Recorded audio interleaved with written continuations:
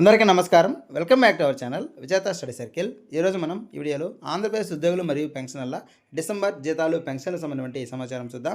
అంతకంటే ముందుగా మన ఛానల్లో ఉద్యోగులు మరియు పెన్షనర్లకు సంబంధించిన జీతాలు, పెన్షన్లు, డిఏ, పిఆర్సీ, సర్వీస్ మ్యాటర్ సంబంధించిన ప్రతి అంశాన్ని వివరిస్తూ విశ్లేషణ చేస్తూ 100% ఖచ్చితమైన తాజా సమాచారంతో వీడియో చేయడం జరుగుతుంది.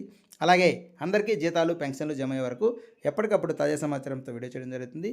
అలాంటి వీడియోస్ కావాలనుకుంటే మన ఛానల్ సబ్స్క్రైబ్ చేసుకొని ఫాలో అవ్వండి. మీకు తెలిసిన వారికి తెలియచేయండి. ఈ ఆలస్యం చేయకుండా మన వీడియోలోకి వెళ్దాం. దేశవ్యాప్తంగా కొన్ని రాష్ట్రాలు మినహా సెప్టెంబర్ 1, 2004 నుంచి మనకి ఈ ఓపీఎస్ రద్దయి సిపిఎస్ అనేది రావడం జరిగింది. అయితే ఆ తేదీ కంటే ముందు ఎవరైతే నోటిఫికేషన్ వచ్చి వాళ్ళు ఈ కోర్టు కేసుల ఆధారంగా లేదా ఇతర కారణాల వల్ల వాళ్ళు ఆలస్యంగా వాళ్ళకి అపాయింట్మెంట్ ఆర్డర్స్ ఇవ్వడం జరిగింది. ఆ రిక్రూట్మెంట్లో అలా జరిగిన వారికి ఓపీఎస్ అమలు చేయడానికి మార్గం సుగమమైంది. ఈ మధ్య ఒక 2-3 ఇయర్స్ నుంచి దీని మీద చర్చ జరుగుతుంది. ఇప్పటికే చాలా రాష్ట్రాల్లో అలా జరిగింది. అయితే ఆంధ్రప్రదేశ్లో కూడా దీనికి సంబంధించి డీడీఓలకి ఈ డిసెంబర్ బిల్ సబ్మిట్ చేసేటప్పుడు ఇక్కడ ఆప్షన్ అయితే ఇవ్వడం జరిగింది.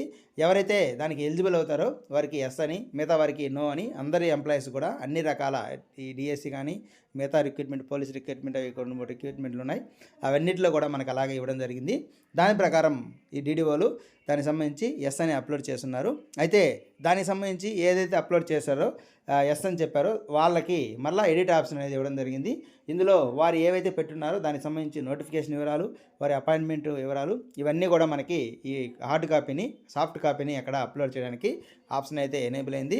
ఎవరైతే ఇప్పటిదాకా ఆప్షన్ పెట్టున్నారో లేదు ఇంకా ఎవరైనా ఆప్షన్లు ఇంకా పెట్టలేదో వాళ్ళందరికీ కూడా అవకాశం అనేది ఇవ్వడం జరిగింది. కాబట్టి డీడీఓలు అసలు ఈ పరిధిలో ఎవరైనా ఉన్నట్లయితే మీరు ఖచ్చితంగా డీడీఓ గారిని ఒకసారి కలిసి అది ఎడిట్ చేసుకొని మీరు ఈ ఓపీఎస్ పొందేదానికి అవకాశం ఉంది. ఇది దీనికి సంబంధించిన సమాచారం.